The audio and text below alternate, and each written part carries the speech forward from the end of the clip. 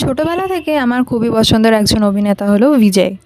তো দক্ষিণ ভারতকে বিজয়ের সাথে দেখা করবো না, ধোসা খাবো না, এটা তো হতেই পারে না। সেই দিনটা ছিল 9ই অক্টোবর 2025। সেদিন খুব সকাল সকাল তৈরি হয়ে আমরা প্রথমে চলে গেছিলাম তিরুবনন্তপুরমে পদ্মনাভ স্বামী মন্দির দেখতে। এবার ওই মন্দিরে এত ভিড়, এত বড় লাইন, তো সেই লাইন দিতে গিয়ে আমাদের মোটামুটি 12টা সাড়ে 12টা এরকম বেজে গেছিলো। তারপর আমরা বেরিয়ে পড়ি আদিকেশব মন্দির দর্শনের জন্য, যেটা ছিল থিরুভাট্টারে। এমন কোনো মন্দির দেখলাম না যেখানে ক্যামেরা অ্যালাউ আছে, তো এখানেও অ্যালাউ ছিল না।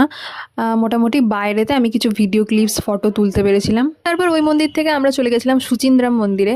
তো ওখানে গিয়ে অনেকটাই দুপুর হয়ে গেছিলো আর আমাদের প্রত্যেকের খুব খিদে পেয়ে গেছিলো, তাই ওখানকার লোকাল দোকান থেকে আমরা ধোসা খেলাম। ধোসাটা তো ভীষণ টেস্টি ছিল, আর সাথে ওর এক ধরনের মশলা দিচ্ছিল, যেটার সাথে ধোসাটা ঠেকিয়ে খেতে আরও ভালো লাগছিল। ওটা আমার কাছে একটা নতুন এক্সপিরিয়েন্স ছিল, কারণ আমি কোনোদিনই ওরকম মশলা দিয়ে ধোসা খাইনি। ওই মন্দিরটা বন্ধ ছিল আমরা যখন গিয়েছিলাম, তো মন্দির খুলতে 4টে বাজবে বলেছিল, আর তখন বাজছিল বেলা 2টো। ভীষণ গরম ছিল, তাই আমরা ওখান থেকে সবাই মিলে আইসক্রিম খেলাম আর ওই চারপাশটা ঘুরে দেখছিলাম। ওখানেও রথ হয়, তো ওইটা ছিল একটা রথের মন্দির।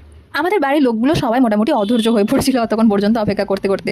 তো তারপর অবশ্যই 4টে বাজলো আর মন্দিরের দরজাও খুললো। তারপর আমরা মন্দিরের ভিতরে গিয়েছিলাম। এবার ওখানেও তো ক্যামেরা অ্যালাউ ছিল না, তবে যেটুকু ক্যামেরা অ্যালাউ ছিল আমি কিছু কিছু ভিডিও নিয়েছি, নিজের ছবি তুলেছি। তারপর আমরা বেরিয়ে পড়ি বাড়ি ফেরার জন্য, বাড়ি বলতে হোটেলে ফেরার জন্য। তারপর আবার হঠাৎ আমাদের মনে হয় যে এখানে ওয়ান্ডার ওয়ার্কস বলে একটা মিউজিয়াম আছে, ওখানে দেখার অনেক কিছু রয়েছে। তো তাই ঠিক করা হলো যে চলো ওখানে আবার যাওয়া যাক। ওখানে দেখার মতো অনেক কিছুই ছিল, তবে সব কিছু ছবি তোলা অ্যালাউ ছিল না। আমরা এখানে 3D রুমটায় এসেছিলাম, তো এটার সামনে দাঁড়িয়ে অনেকেই ছবি তুলছে, আমরাও ছবি তুলেছি। আর সব থেকে আকর্ষণের ব্যাপার হচ্ছে এখানে বিজয়ের স্ট্যাচু ছিল। শুধু বিজয় না, ওখানকার অনেক ভালো ভালো মানুষের, এমনকি আমাদের রবীন্দ্রনাথ ঠাকুরেরও ওখানে স্ট্যাচু ছিল। এটা একজন বীরভূমবাসী হয়ে আমাদের প্রত্যেকেরই খুব ভালো লেগেছিল। তো যাই হোক, আজকের ভিডিওটা এখানেই শেষ করলাম। দেখা হবে পরের ভিডিওতে। টাটা।